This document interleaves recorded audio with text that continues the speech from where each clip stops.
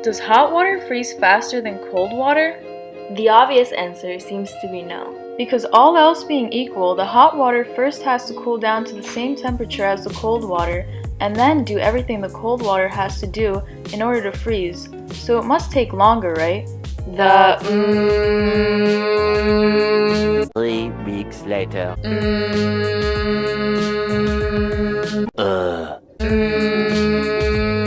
Mpemba Effect.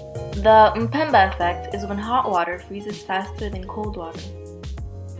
It was named after Erasto Mpemba, who noticed the effect in 1963 when he was just 13 years old and making ice cream with his classmates.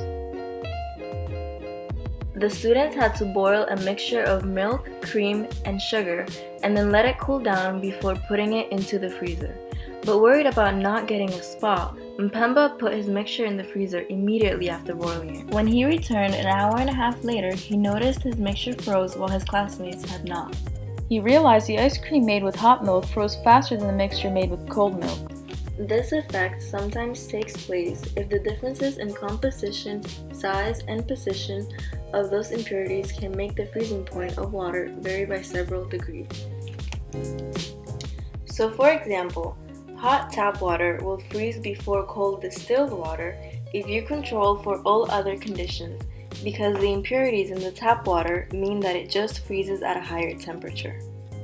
So in this case, the hot water freezes first, but not because it's hot.